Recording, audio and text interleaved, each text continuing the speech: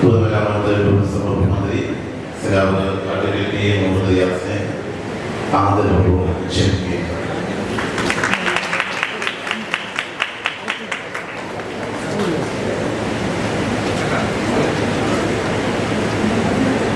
അധ്യക്ഷൻ, നേരിട്ടുള്ള നവകേരള മിഷന്റെ കോർഡിനേറ്റർ ഡോക്ടർ ആര്യ ചാരിറ്റബിൾ സൊസൈറ്റിയുടെ സെക്രട്ടറി പ്രസിഡന്റ് ശ്രീ ഹരികുമാർ, ശ്രീ ശങ്കരരാമകൃഷ്ണൻ, ശ്രീ ഗിരീഷ് തുടങ്ങിയുള്ള ബഹുമാനി എല്ലാവരുടെയും പേര് പറഞ്ഞതായി കണക്കാക്കുന്നു. വേദിയിലും സദസ്സിലുമുള്ള ബഹുമാനിയിലെ പ്രിയപ്പെട്ട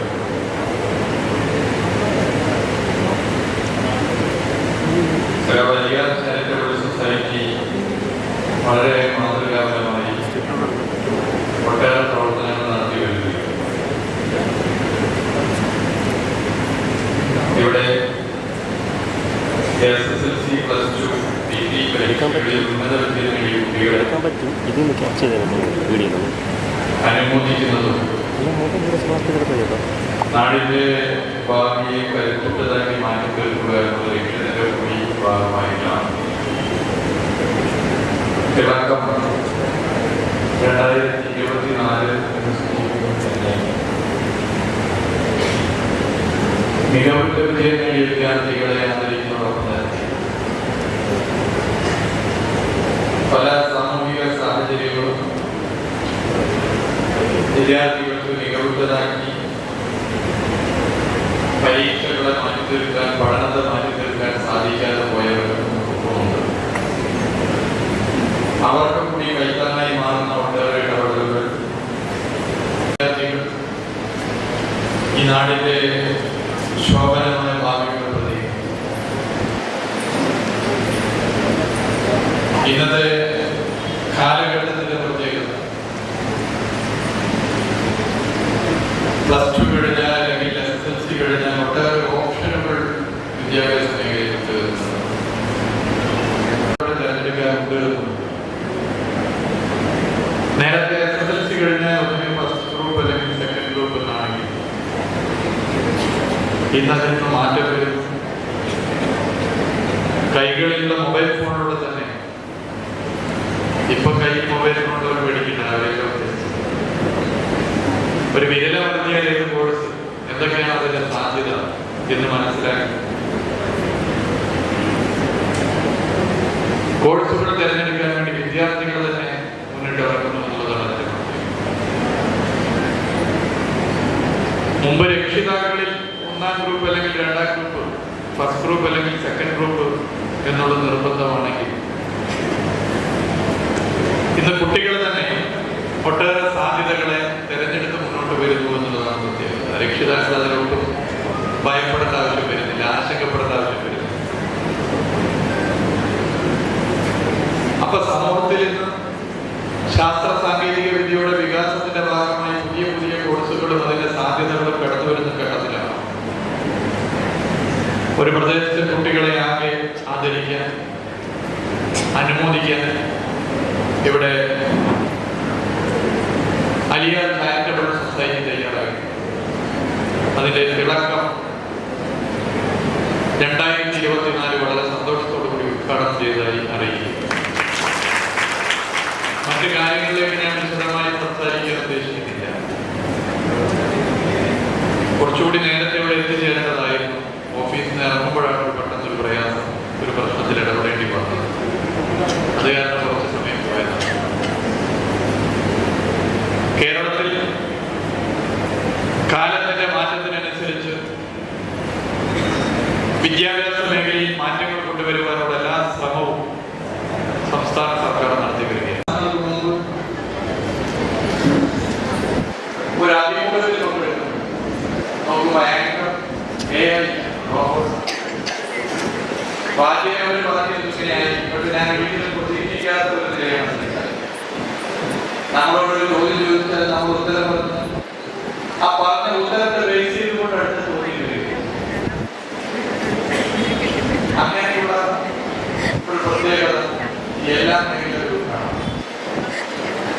കുട്ടികളിൽ എന്താണ് വിദ്യാഭ്യാസ മേഖലയിൽ കാലത്തിന്റെ മാറ്റത്തിനനുസരിച്ച് റോബോട്ടിക്സിനും ടെക്നോളജിയുടെ വികാസത്തിന്റെ ഭാഗമായി മറ്റു മേഖലകൾക്കും സംഭാവന ചെയ്യാൻ വേണ്ടി സാധിക്കുക എന്നൊക്കെ നേരത്തെ തന്നെ പഠിപ്പിക്കണം. അതൊരു സർക്കാർ ഉത്തരവാദിത്തം. വളരെ നേരത്തെ തന്നെ കുട്ടികളിൽ പഠിപ്പിക്കുക എന്നത് പ്രധാനം. ഇന്ത്യയിൽ ആദ്യമായി ഒരു സംസ്ഥാനത്ത് 7ാം ക്ലാസ്സിൽ കുട്ടികളെ പഠിപ്പിക്കും.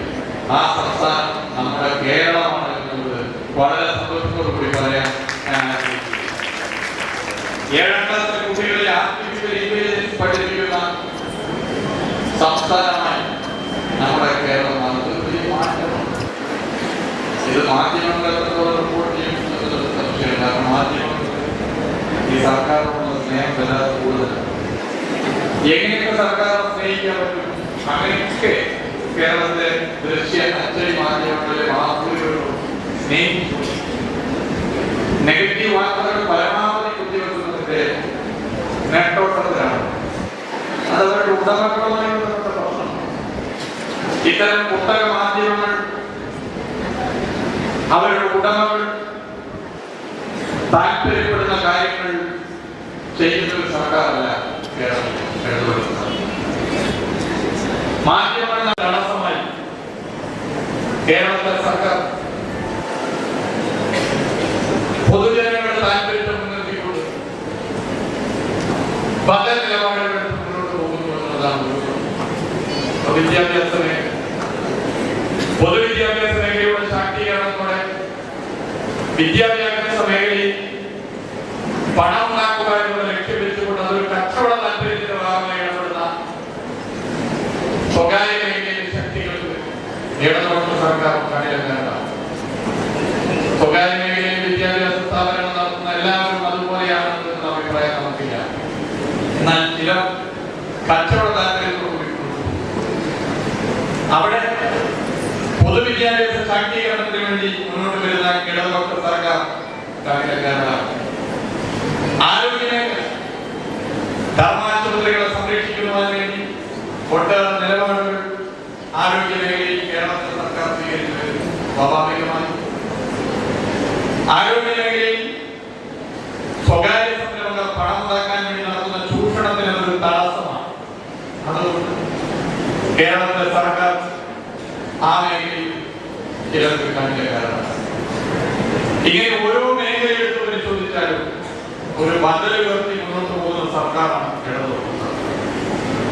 അതുകൊണ്ട് തന്നെ മാധ്യമ സ്ഥാപനങ്ങളുടെ ഉടമകളിൽ വലിയൊരു ശതമാനത്തിൽ മറ്റ് സംരംഭങ്ങളും മറ്റ് താല്പര്യങ്ങളും ഉള്ളതുകൊണ്ട് തന്നെ അവർക്ക് ഇടതുപക്ഷ സർക്കാരിനോട് പ്രത്യേകിച്ച് താല്പര്യമില്ലായ്മ മാത്രമല്ല, ഈ സർക്കാർ എങ്ങനെ മുന്നോട്ട് പോകേണ്ട എന്ന ഒരു കാഴ്ചപ്പാട്.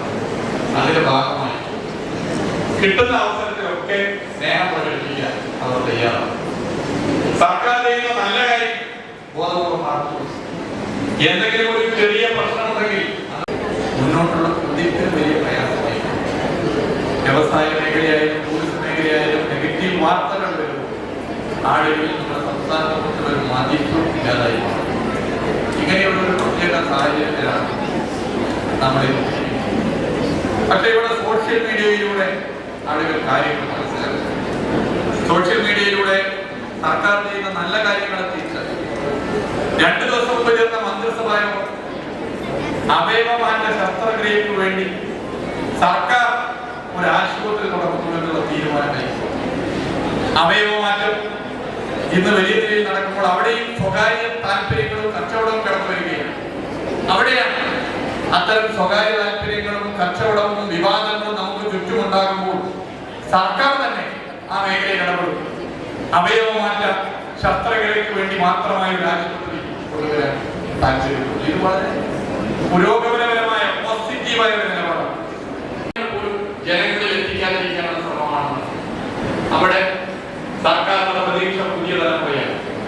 അവിടെ ഇരിക്കുന്ന എല്ലാവരുടെ കയ്യിൽ ഞാൻ കാണുന്ന മൊബൈൽ ഫോൺ. മൊബൈൽ ഫോണിലൂടെ ഇത്തരം നല്ല കാര്യങ്ങൾ, പോസിറ്റീവായ കാര്യങ്ങൾ നാടിന്റെ ഭാവിയായി മാറാൻ തയ്യാറാകുന്ന കുട്ടികളെ ആദരിക്കാൻ വേണ്ടി IR society trust charitable society തയ്യാറായിട്ടുണ്ട്. അതിന്റെ ഭാരവാഹികളെ പ്രത്യേകം അഭിനന്ദിച്ചുകൊണ്ട് ഇവിടെ വരാൻ ഈ നാടിന്റെ ഭാവിക്കൊപ്പം അവരുടെ സന്തോഷത്തിനൊപ്പം സമയം ചെലവഴിക്കാൻ സാധിച്ചതിന്റെ ആഹ്ലാദം അനുഭവിച്ചുകൊണ്ട് നിർത്തുകയാണ്. എല്ലാവർക്കും നന്ദി.